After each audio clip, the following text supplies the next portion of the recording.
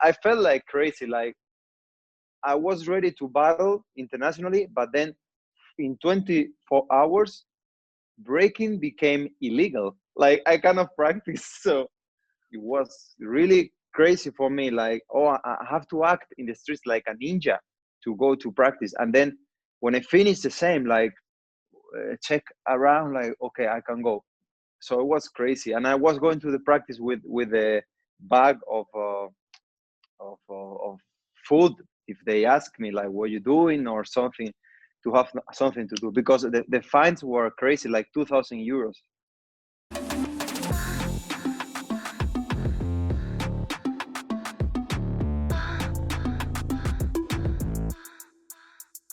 Thanks for tuning in on Prodance Talks. My name is Paul and I'm the channel owner of ProDanceTV. I've been active in the breaking community for 20 years and recently I decided to start with Prodance Talks.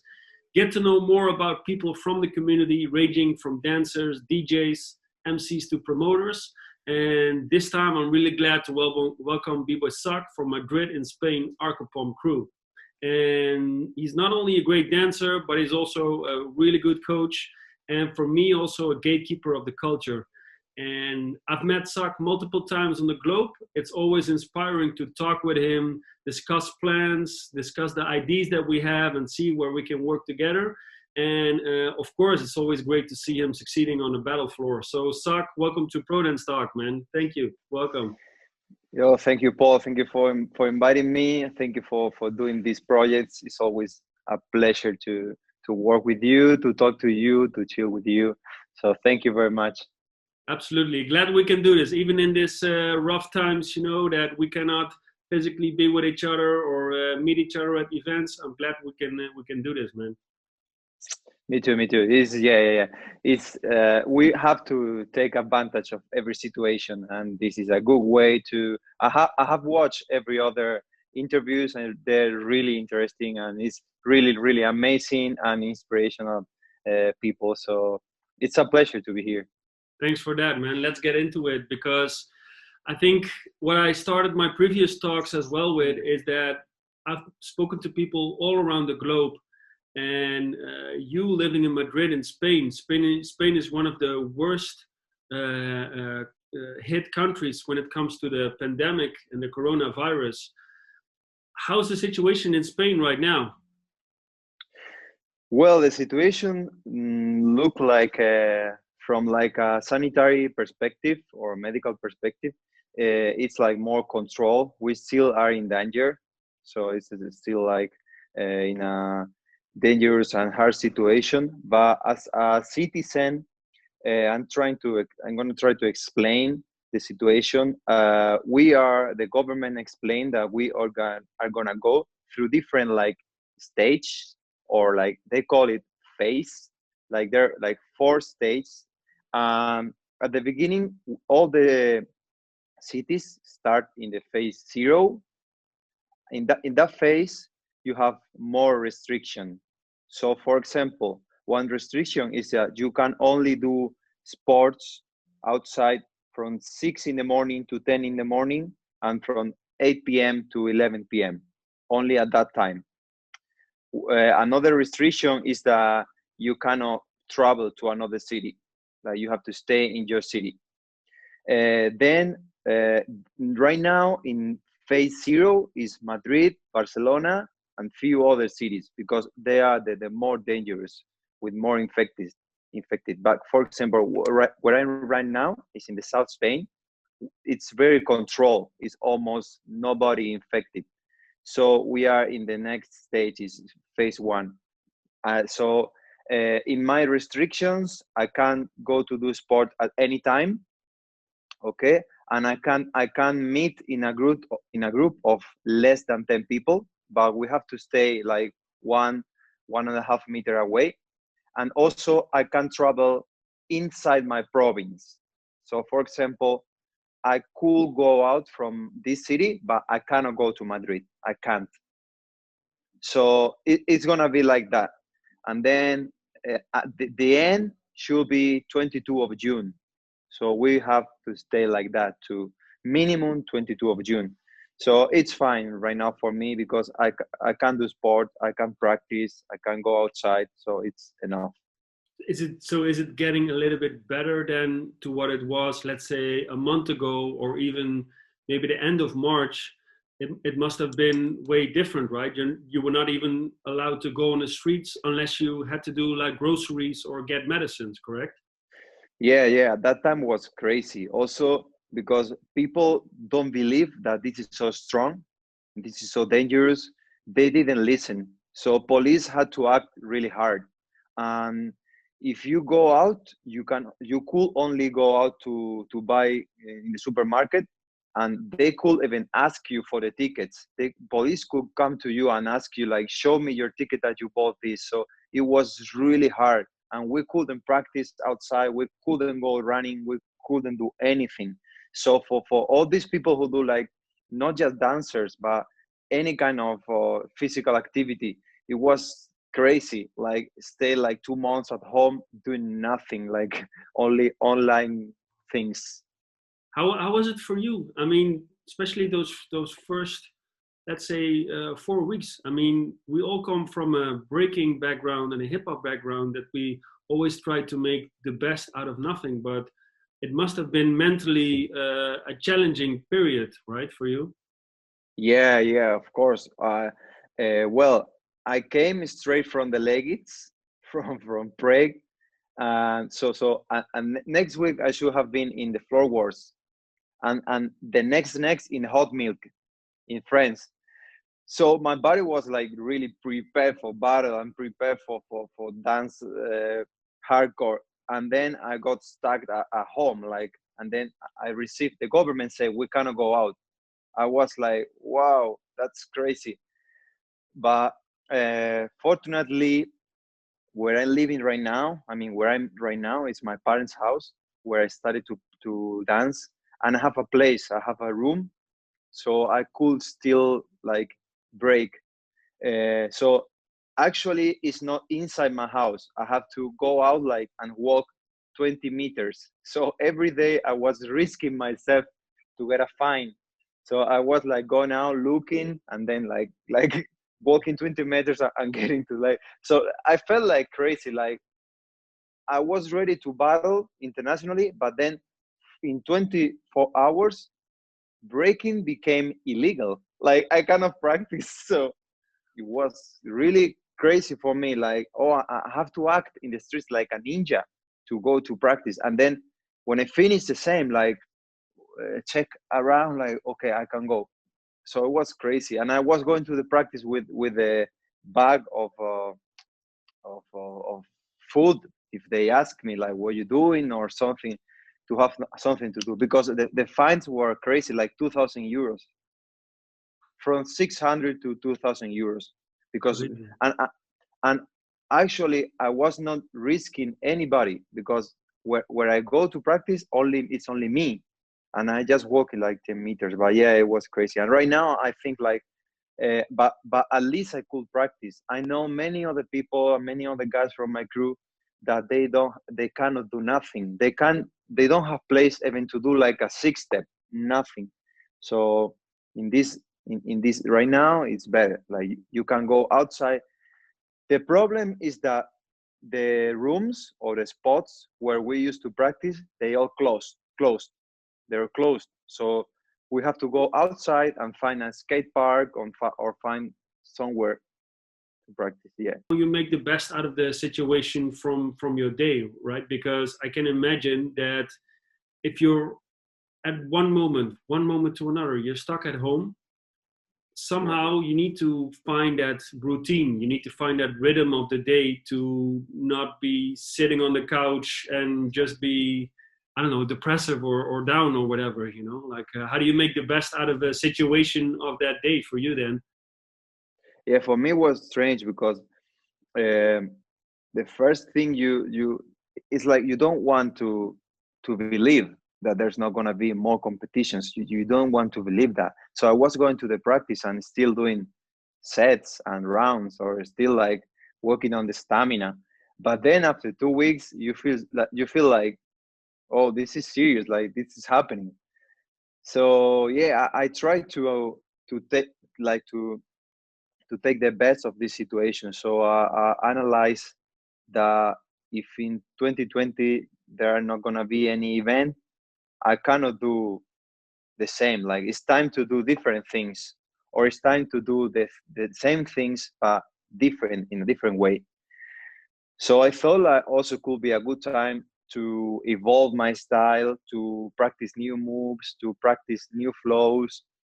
So that's what I thought. Like, okay, I have to. It's a nonsense that now I still practice like stamina or still practice for the whole year, like going uh, three rounds in a row or 5 rounds in a row, because there's not gonna be this kind of battles.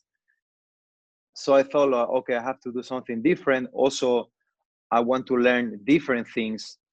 Usually, when we have like 2 or 3 battles each month, or even 1 battle each month, you have to prepare very hardcore.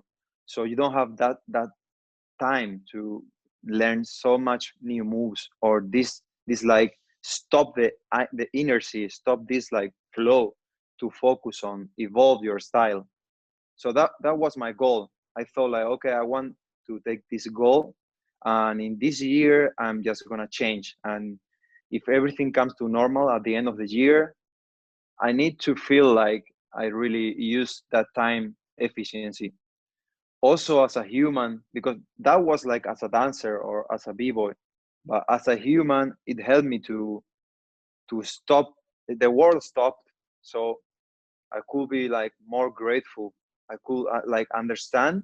At a certain point, I understood like I had everything. We all had everything, but we still complain. We complain for stupid things like I'm tired, or oh, this gig like like took down, like they canceled this job, or I don't know, whatever. Even more stupid things like I don't know, I like this girl and she don't like me. I don't know, whatever stupid thing we have in mind. So it helped me to be more grateful. To okay, I'm healthy. I still can dance. I have food. I have a bed. I have my family around me.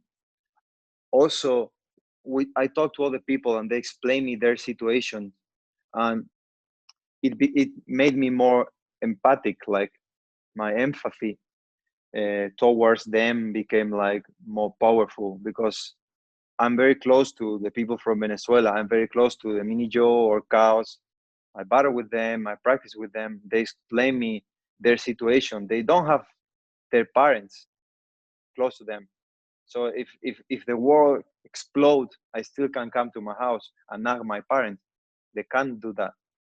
Or other people, they don't have food, or they don't, or they can't do nothing. I still could do this coaching online, or do classes online or whatever. Some people can't do nothing. So it made me like more conscious about what's going on, and more grateful for everything. And I started to do something. It's very interesting. I think everybody should do like every day. Uh, be grateful for something, and write down.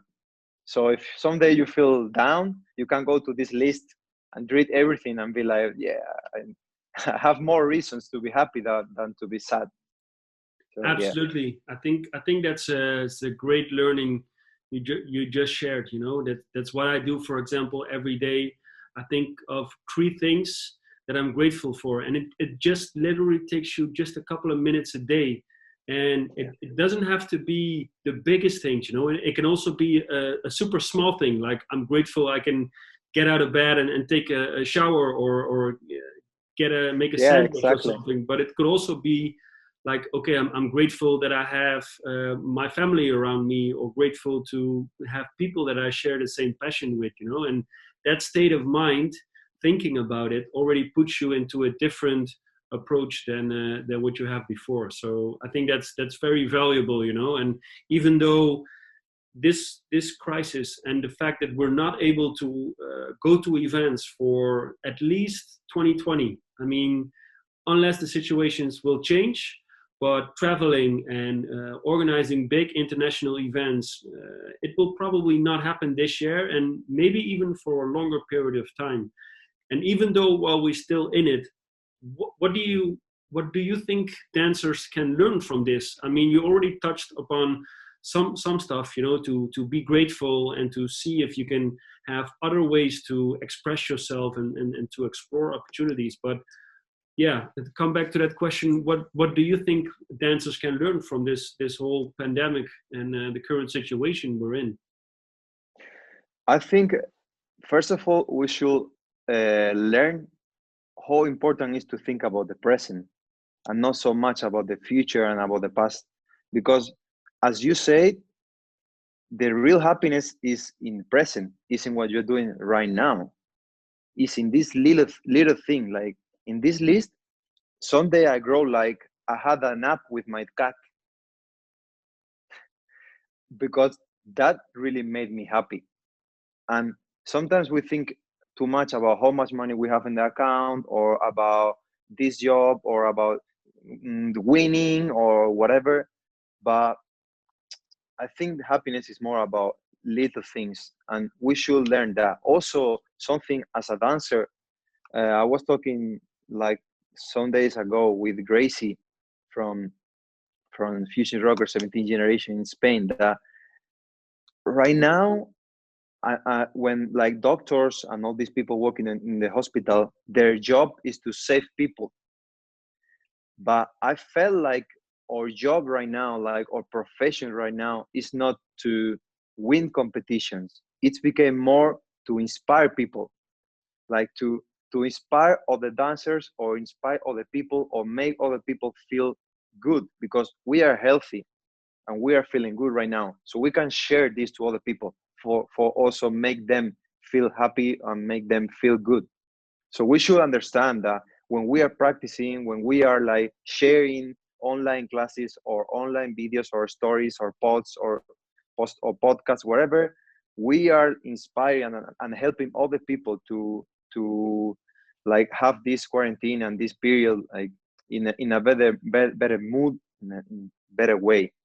So I think this is really important to understand the impact you have in other people, because right now people are more, they cannot meet other guys and other friends. So it's important. And also, as I said before, take this time to learn new things.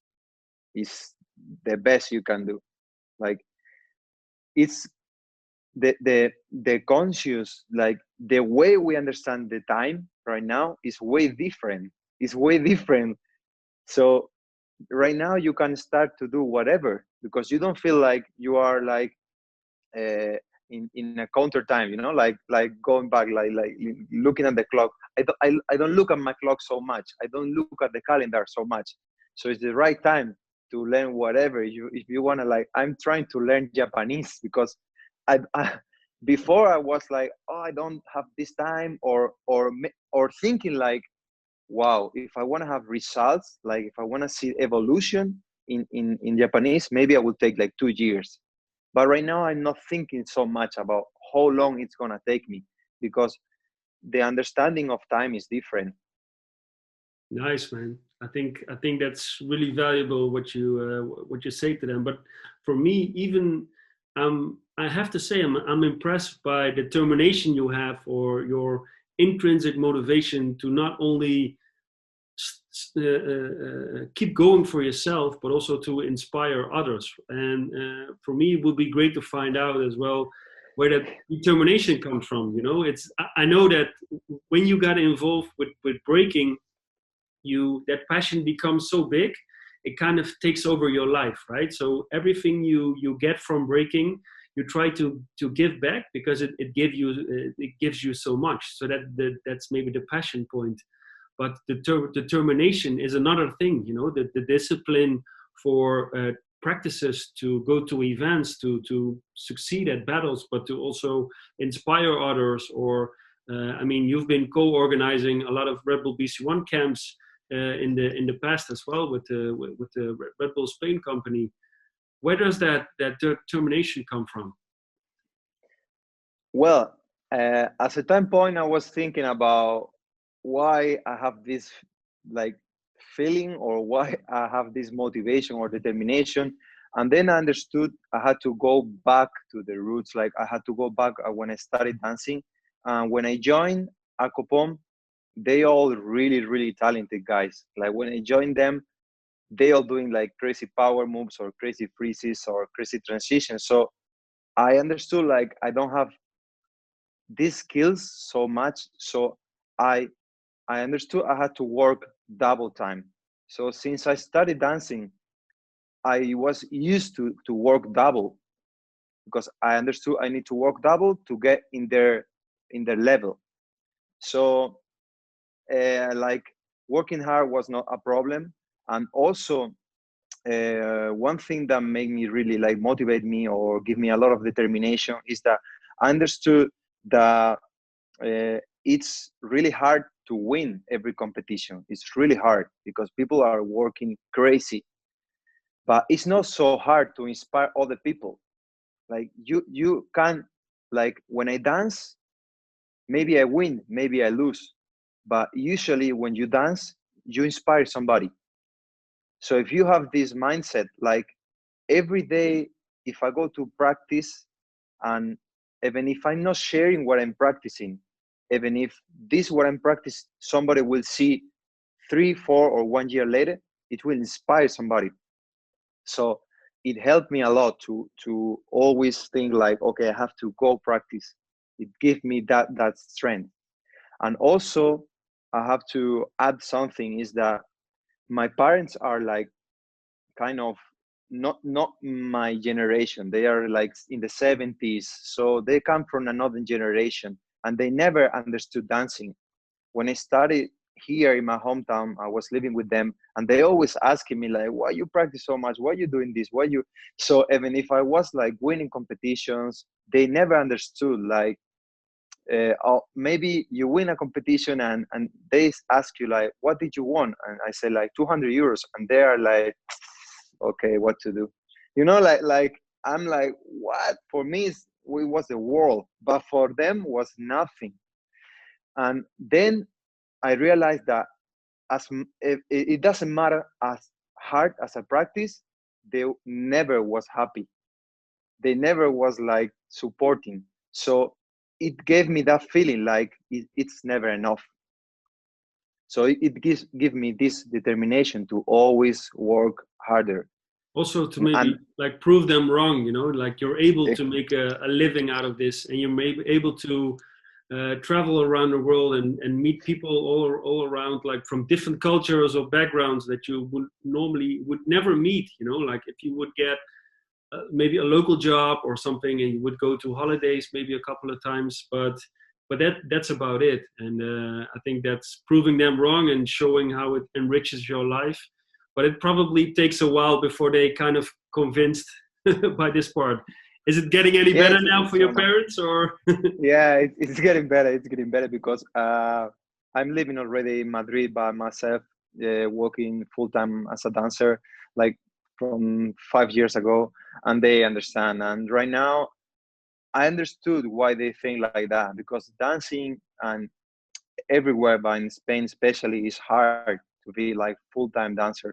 So you have to be really, really, really like good, and you have to have this lack and this support from a company or from a sponsor or from wherever. And also they were worried about injuries and all this. So I understand them, and they always push me to study in university.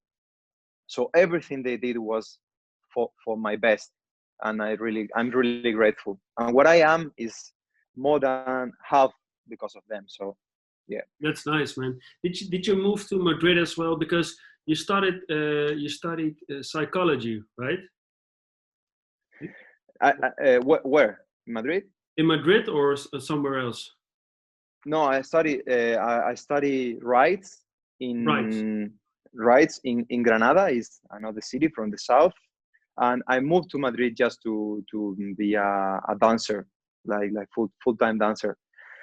It was before Madrid already. I started to be more interested in psychology, and I did some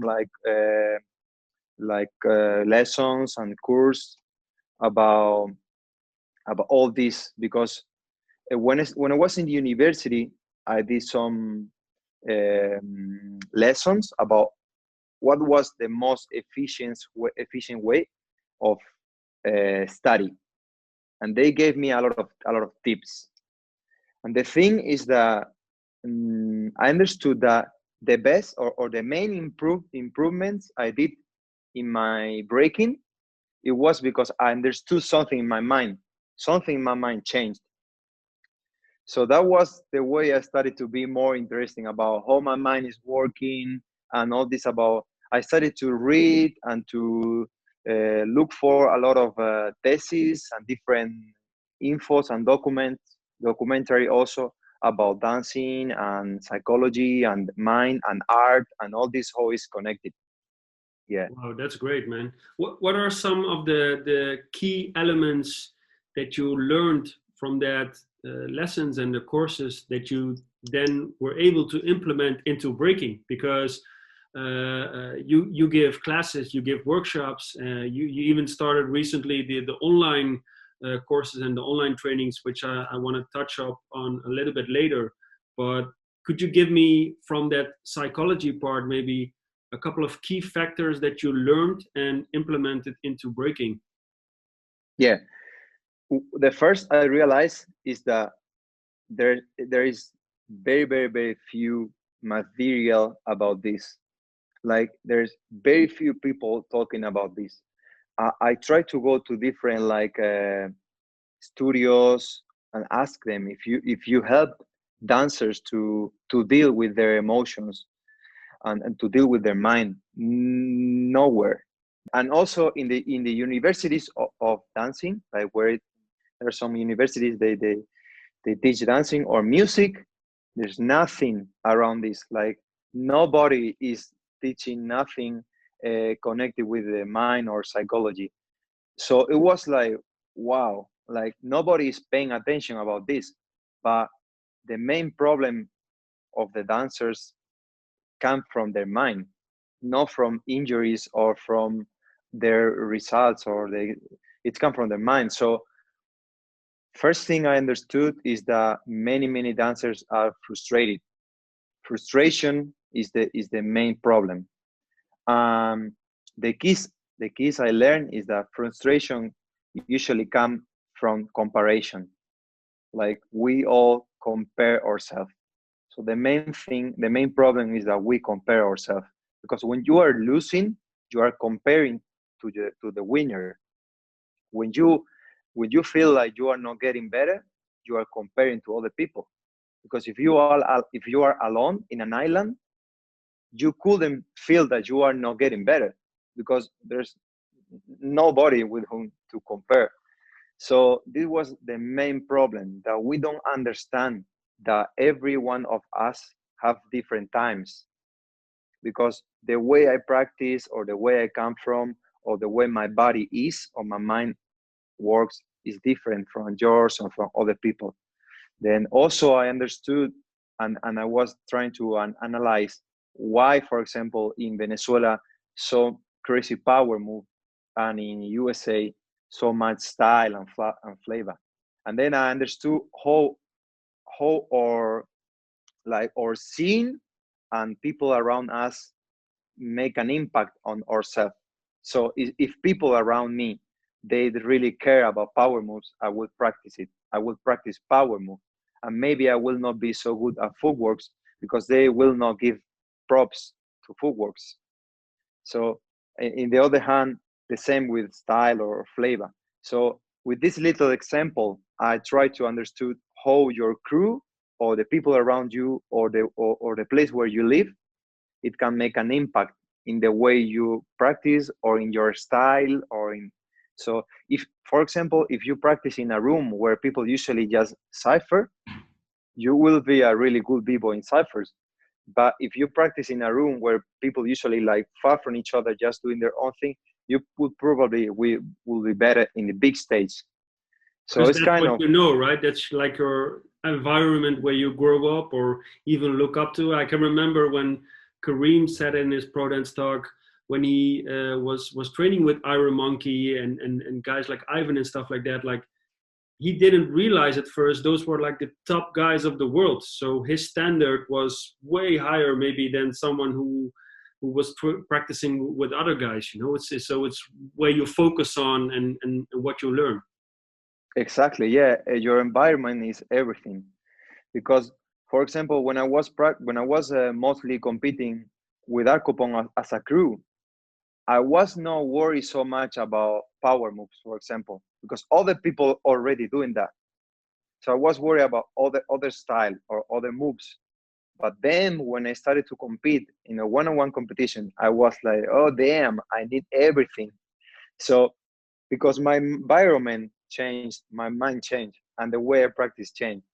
So you have to take advantage and to understand how all these different elements are working in your mind, and how these elements are like blocking you, because you are tagging yourself like, I'm the footwork guy. So why should I, or it's stupid that I do flares because other people is other guys doing air flare. But maybe if you add these flares to your style, it can be crazy. But we're thinking too little. I understood that's the main problem of dancers. They think too little.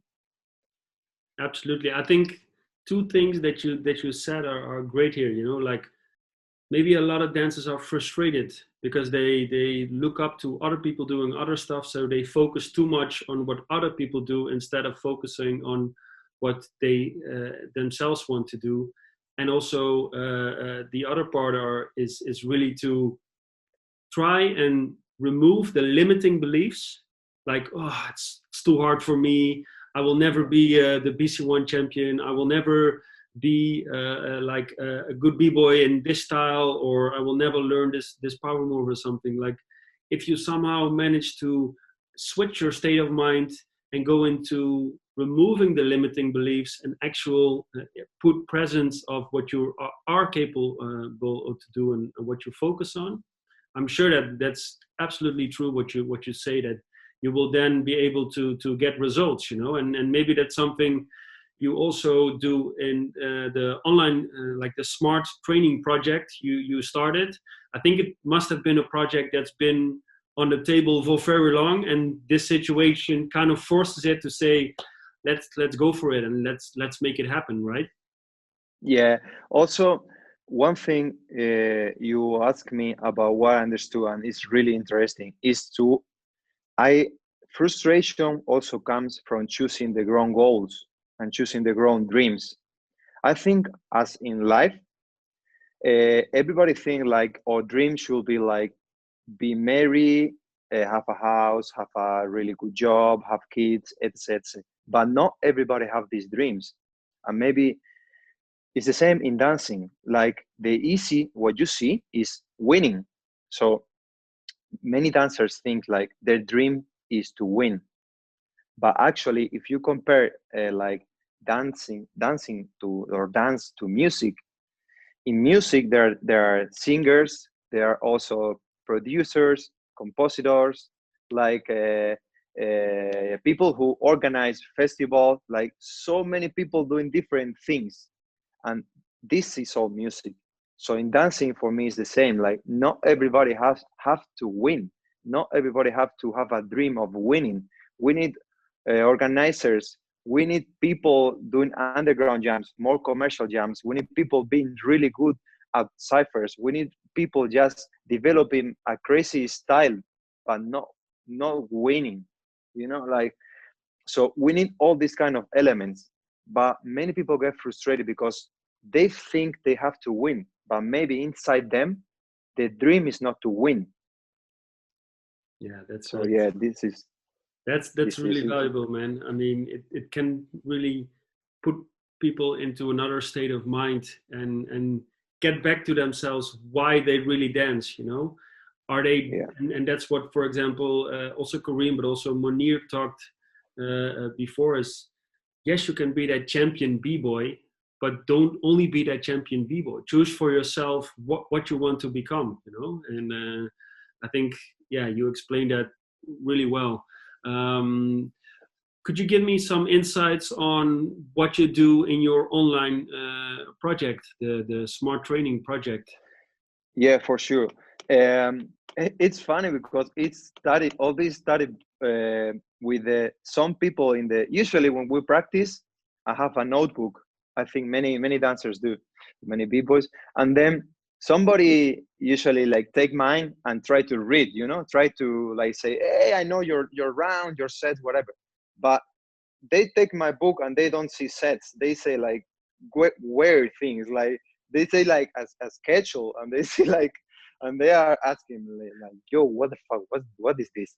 And then and then I try to explain like, okay, this is the way I organize my practice and the way I organize my week. And then some people around me started to be more interested, like, oh, can you explain me?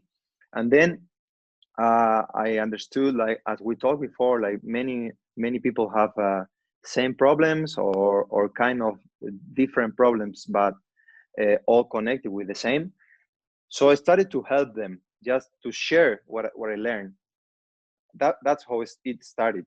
Then other people later on, like 2 or 3 years later, also because in my workshops I started to add all these like general tips, like because some tips works for everybody, but some other tips just work for individual people. And then some people ask me like, can you help me like as an individual? Can you help me like with my own problems?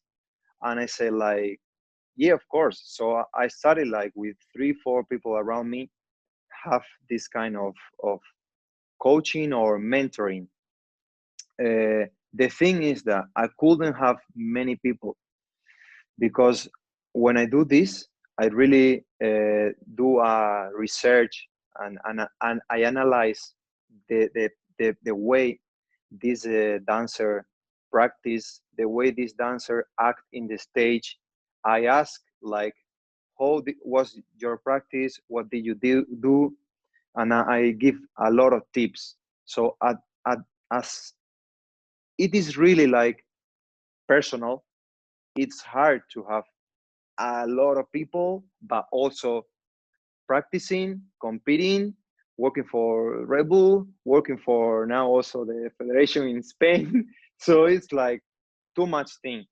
And I don't want to focus on too many things because I lost the focus.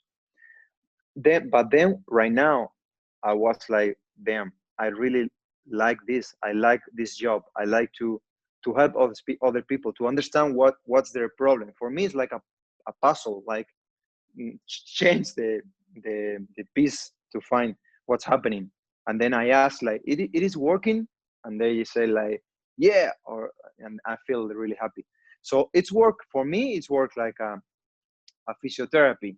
You know this, right? Like when you have some problems, you go, and then he or she just try to fix you, and then he don't tell you like come tomorrow. He just lets you understand your body, what's happening, and then you come back when you want and when you feel you need again. So that's how it's worked for me. Like we have sessions. I usually ask them to think about 3 problems or 3 goals or 3 things that they feel they need to improve. And then we work on these 3 things to start. And then I let them like understand what I say, or if I give some exercise also to let them work on it.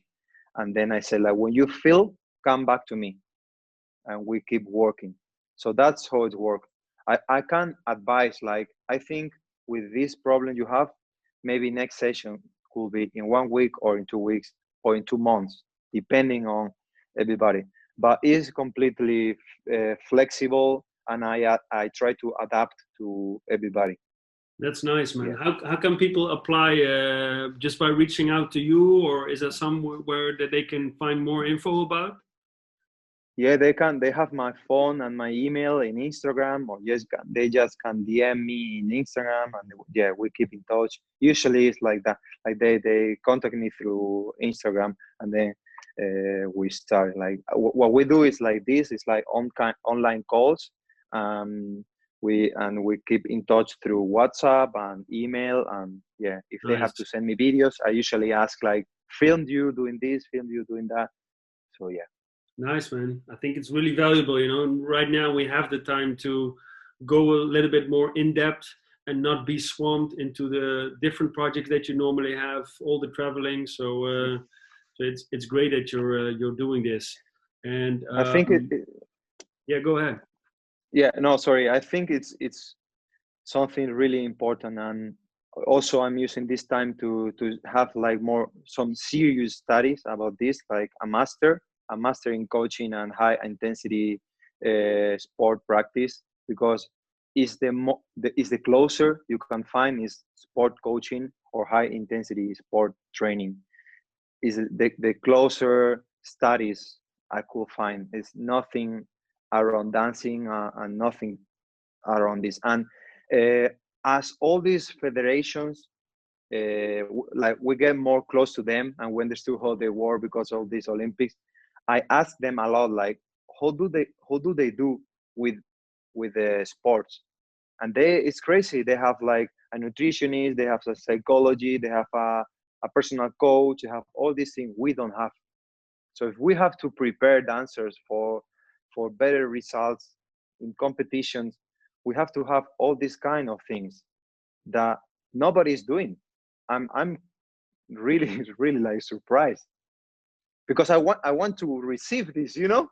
I want to receive for me. Imagine you had it like 10 years ago, like a Yeah, nutritionist, a physiotherapist, and everyone, people around you who could give you at least the information that you could really use on the battle floor. I mean, you still found a way to succeed, like winning the Spain side for multiple times and succeeding at the international events as well. But imagine you would have that extra thing. So it's great yeah, that you're able to do this for the newer generation as well, who are hopefully keen to learn and somehow need to, instead of finding out everything by themselves, it's also good to have a little bit more information directed to what you can help as a dancer.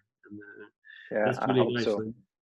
Let me, before we conclude this interview, I mean, you've been traveling around the world, competing at so many events, successfully, not successfully, solo, with the crew, everything. Take me back to one of your highlights in your career. Like, it can be any moment. It can be an event, but it can also be just a moment, what happened talking to someone or ending up in a crazy situation, whatever it is. Take me back though to one of those moments. Yeah. If you give me the chance, I will say two moments. Okay. Let's But go. I think one, if with the crew, it was of course winning the best show in Battle of the Year with double KO with Arcopom and Che and his crew. And because we really worked hard, for that. We worked so hard. We Now I look back and I was like, wow, no, in very bad conditions. Like every day, like we were living 9 people in a house prepared for 3 people, all in Madrid, just going to practice in the metro station every day, like 8 or 9 hours a day. We woke up really really early to cook and put the food in boxes for the whole day, and then we were like, but yeah, we felt that we were doing something for our country, and we really like, because breaking, we have this passion for breaking, but I was not there in New York, you know, creating this culture, but we try to add our Spanish culture to this show. So it was something really really that we loved, and we didn't expect best show at all. We didn't expect, like when they say like the fourth is blah blah, the third is blah blah, we already like, okay, we got no prize. And then they say, I think they say second was Florio, and we were like, wow, who will be the first? And they say like double KO, and we're like, wow. Chino No, was but crying, people was I crying. was I was there in the audience. I was there in the audience, and I remember that it was somehow it was kind of an emotional moment, even, you know, like people were really like they were feeling it so much, so they kind of like all the effort, all the things that you put out in those practice hours, and to get the whole show together and bring in that Spanish vibe and influence, and with everything, you know, with flamenco and all the influences you put into the show. I think it was, when was it? Was it Battle of the Year 2016 or 15, no? 2015. 15. Yeah, Yeah, and wow. something funny. Imagine something funny is that we didn't prepare the battle. Like we they said like, you guys, you're going to semifinal. You prepare the battle, and I was like, yo, Chino. Chino is like the leader. Yo, Chino, prepare, and he was crying. He said like, fuck the battle, we won't miss you. And we didn't care. And right now I realize that this is happiness, the present. Like we didn't thought about close future. Close future was semifinal. We were like just enjoying. We had to enjoy this moment because we worked so much. We had to enjoy at that time, and we were just crying and hugging each other. And we came to the battle, but we didn't care. We yes, it was funny. Yeah, Amazing, amazing. yeah, yeah. Wow. And the other event, it was very important for me because it was in the criollo style. Lil G invited me to judge and to his battle in Venezuela, and he also invited me to do the one-on-one. And 2 months before the battle, I broke my ankle, like ligaments, two ligaments in my ankle in my foot. And then I just grow him like, bro, I'm going, but I don't know if I can battle. And he said to me, don't worry, just come. If you can battle, just don't battle. Because doctors say to me, you need 3 months just to be able to start to dance slowly. Maybe you never will be the same. So I thought like I will never have the same results in competition.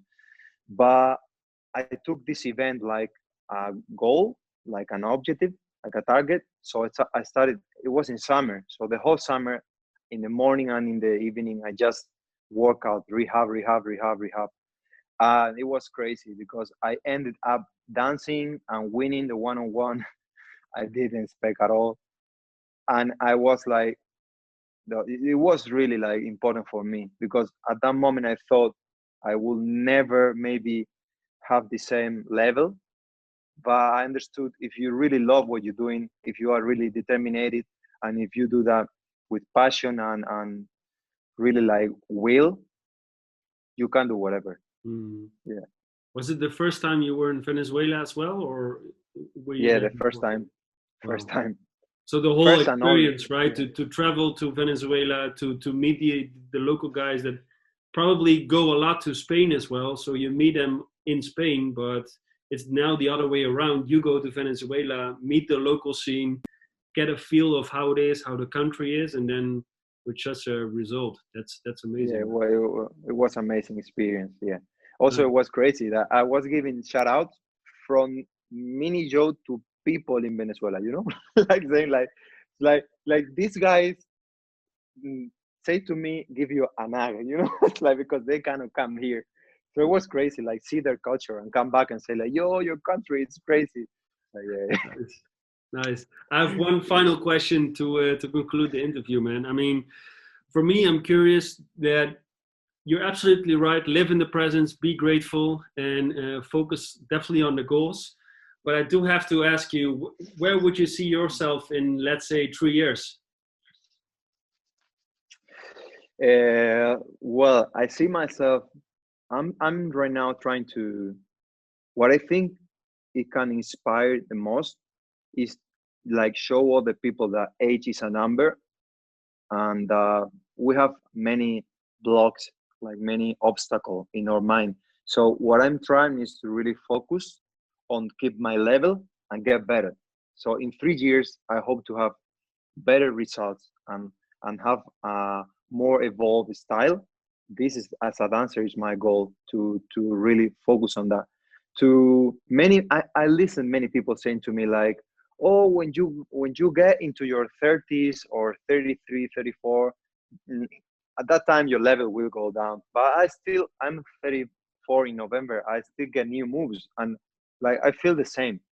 So that's one of my goals. Also, I'm really trying to what I try to see myself in 3 years is doing good things for the community, as an organizer, or as just like a mentor, or like a coach, or just like focus on the new generation have the right education and the right information. I think education is the main thing right now, not just in dancing, but in the whole world. So I'm gonna try to focus these years in try to educate or give the right values, or what I think are the right values to the new generations. That's So that's yeah, amazing, man. Good luck with that. And if always, if we can support, we're here to support you. thank you. Same. I always want to support what you do, man. Thank you, thank you. I mean, Also, I have another goal. I have another goal. okay, Goal bring it in on. World People Classic. Oh shit, let's go. Let's make it happen, man. I mean, Yeah, hopefully we can get for back sure. to it in June 2021. I mean, for sure, World People Classic will come back, but yeah, just now we need to make sure that we lock the date. Things can happen, people can travel, and I'm sure we'll be back, and we'll see you at the battle floor there. For sure, for sure, for sure. I Oh man. promise. Oh, good. Good, man. Well, thanks a lot, Zach. Hopefully, everything will slightly get better also in Spain. And good luck to you and your family. And stay safe, man. Thank you so much. Thank you so much for the opportunity. Stay safe, everybody. Stay healthy. Stay active, and stay positive. Positive is the main thing. Great. So Peace out, thank man. you. Peace. Thanks. Peace, peace.